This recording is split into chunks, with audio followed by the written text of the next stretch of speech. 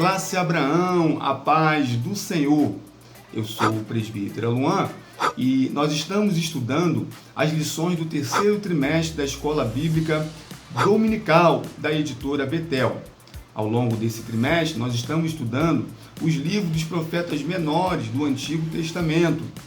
Nesta semana, nós estamos nos debruçando sobre a vida e o ministério do profeta Zacarias. Nós estamos nos preparando para a lição de número 12, que tem por título Zacarias, vivendo hoje sem esquecer das promessas para o futuro.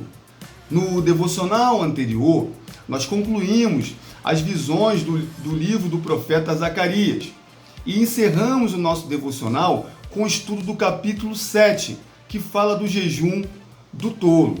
Nós vimos que não importa para o Senhor uma religiosidade aparente, mas o Senhor deseja que a gente o busque de forma íntima, de todo o nosso coração, de uma maneira genuína.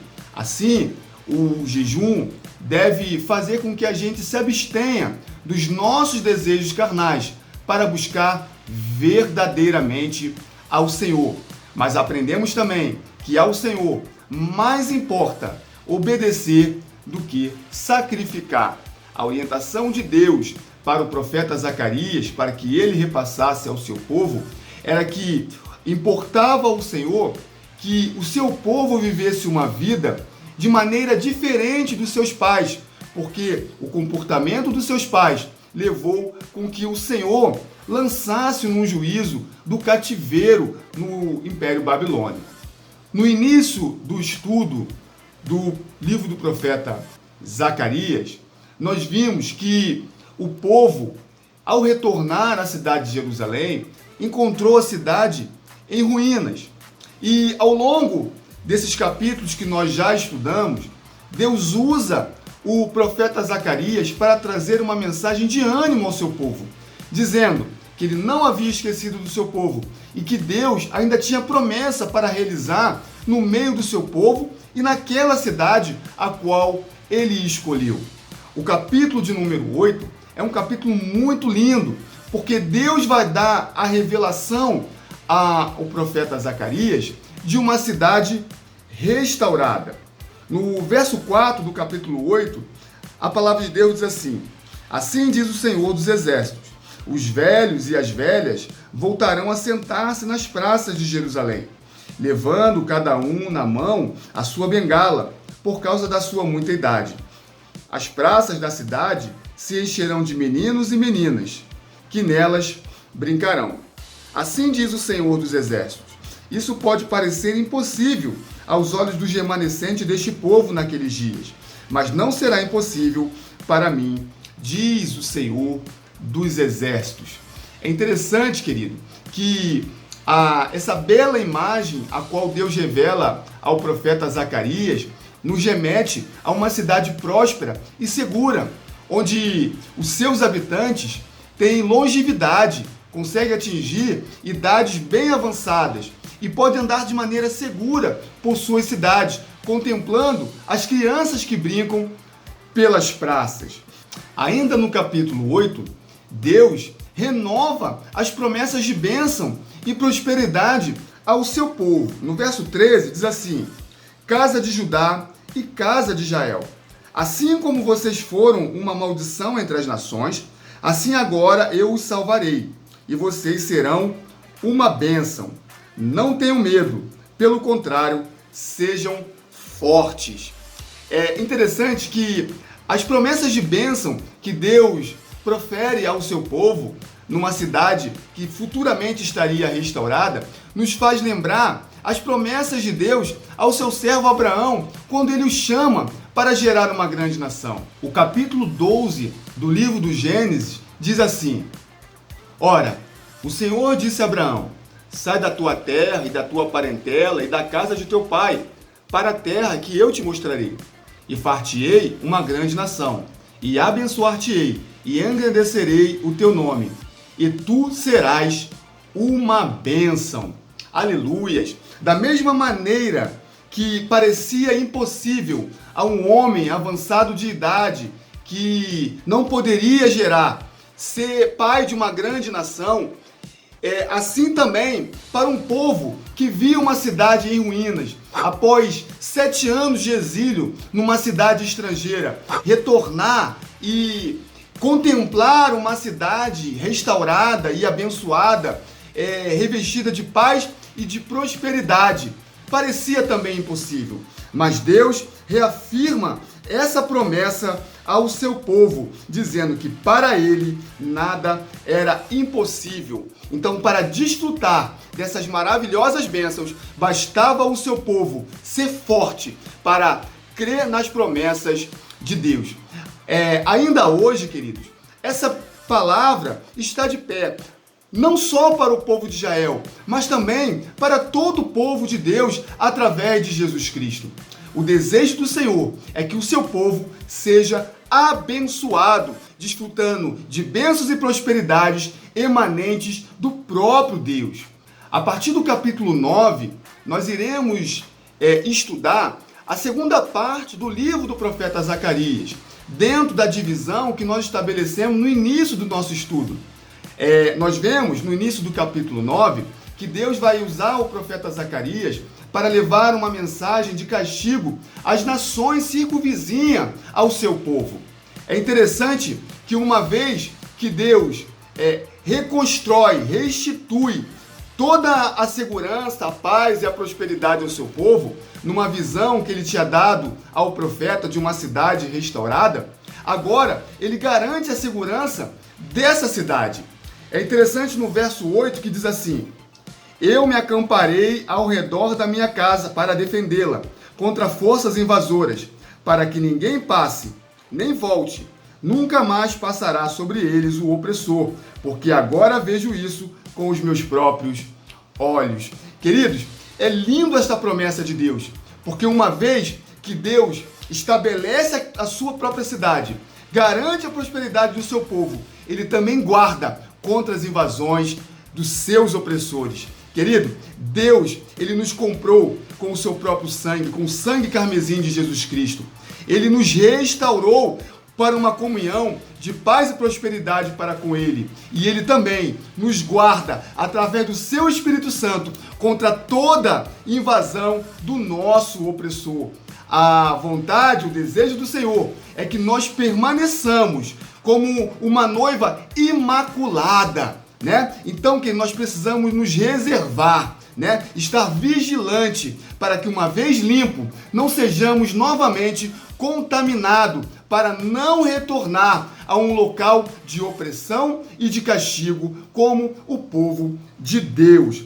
A partir do verso 9 do capítulo de número 9, agora o profeta vai entregar uma mensagem da vinda do Messias.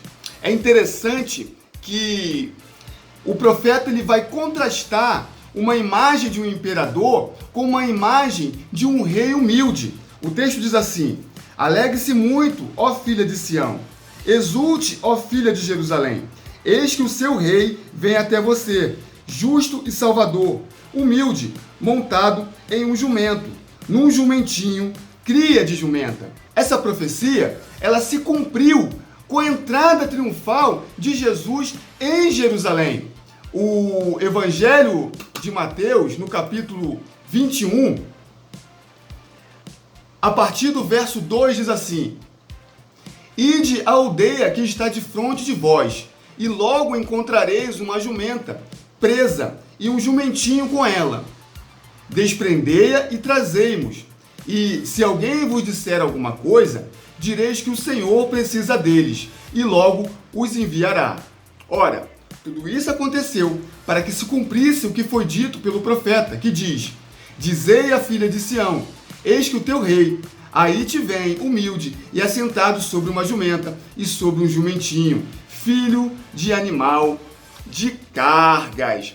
Jesus vai entrar na cidade santa, em Jerusalém, assentado sobre um jumentinho, e sobre o jumentinho ele será aclamado. O povo gritava: Hosana, Hosana o Senhor nas alturas. Aleluia. No verso 11 diz assim: Quanto a você, Sião, por causa do sangue da minha aliança com você, tirei os seus castigos da cova em que não havia água. Deus havia feito uma aliança com o seu povo na saída, na libertação do seu povo do Egito. Então, no momento em que Deus livra novamente o seu povo do cativeiro babilônico, ele relembra da aliança que ele havia feito com o seu povo através do sangue colocado nos umbrais da porta, que livrou o seu povo da morte. O Senhor Jesus, na sua última ceia, ou na instituição da Santa Ceia do Senhor, ele vai estabelecer uma nova aliança. Agora, não somente na aliança de um animal, mas na aliança no sangue do próprio Cristo, que seria derramado para que nós também fôssemos libertos, não somente da morte do anjo que passaria, mas da morte eterna. Aleluia! Queridos, nós estamos debaixo de uma aliança. E por essa aliança de Jesus Cristo é que nós podemos encontrar vida, alegria e paz no Senhor Jesus Cristo.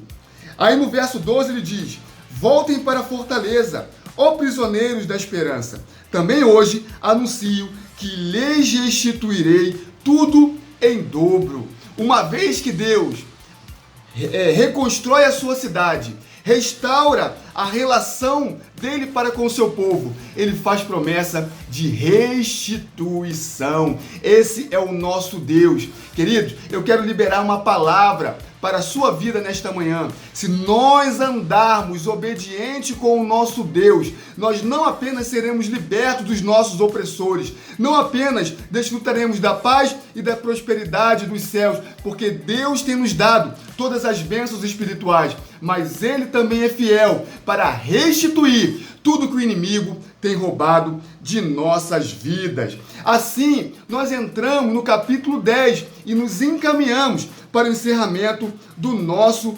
devocional. No capítulo 10, ele vai continuar profetizando a vinda do Messias. Diz assim a palavra de Deus no capítulo 10: por isso, o povo anda como ovelhas aflitas, por não ter pastor. Deus relembra que o juízo dele veio ao povo por conta da falta de responsabilidade a quem competia liderar o seu próprio povo. No Evangelho de Mateus, no capítulo 9, o Senhor, ele vai trazer essa palavra se compadecendo do povo que novamente sofria pelo erro da sua liderança. E diz assim: e percorria Jesus todas as cidades e aldeias, ensinando nas sinagogas deles e pregando o evangelho do reino e curando todas as enfermidades e moléstias entre o povo. E vendo a multidão, teve grande compaixão deles, porque andavam desgarrados e errantes, como ovelhas que não têm pastor. Mais uma vez, Deus relembra o seu povo da responsabilidade, do cuidado, da liderança para com o seu povo. Na questão do jejum, no capítulo 7, quando o povo perguntava sobre a necessidade de apregoar o jejum, Deus relembra que o desejo dele é que eles manifestem o seu cuidado para com o seu povo, para com a viúva, para com o órfão, para com o pobre e para com o estrangeiro. Ele relembra o mandamento que havia sido dado na lei de Moisés. É como se ele estivesse dizendo: antes de se preocupar com aquilo que eu não tenho mandado vocês fazerem, se preocupe primeiro com aquilo que eu já mandei que vocês fizessem. Então, querido, há uma responsabilidade, não somente sobre os líderes, mas sobre a Igreja de Cristo, que hoje é o sacerdócio real para com a boa obra com aqueles que necessitam. É tempo de cuidar do povo de Deus, com a pregação do Evangelho, com a caridade e com a manifestação da justiça e do amor de Deus. No verso 3, tem uma palavra muito interessante que diz assim: é contra os pastores que acendeu a minha ira. Castigarei os bodes que vão adiante do rebanho, mas o Senhor dos exércitos cuidará do seu rebanho, a casa de Judá, e fará do seu majestoso cavalo na batalha. Deus faz um paralelo da imagem do seu rebanho, que no versículo anterior ele considera que estava pastando como sem pastor, e fala que vai fazer desse rebanho verdadeiro cavalos de batalha. Então nós comparamos uma ideia dos bodes que não têm cuidado com cavalos belos e majestosos prontos para vencer batalhas. E o verso 4 diz: de Judá sairá a pedra angular, dele a estaca da tenda, dele o arco de guerra, dele sairão todos os chefes juntos. Jesus Cristo é a pedra de esquina, a pedra angular. Tem sido até os dias de hoje tropeço para muito, mas para a igreja fiel, aqueles que aguardam a sua vinda, é a firme pedra a qual foi constituída a sua igreja. Querido, que esta palavra traga alegria ao seu dia, que esta palavra traga vida ao seu dia. Fortaleça a sua fé em Cristo Jesus. Que você tenha uma quinta-feira de bênção e de vitória. Querendo Deus, amanhã nós estaremos aqui para mais um devocional orientado pela leitura complementar. Que Deus te abençoe.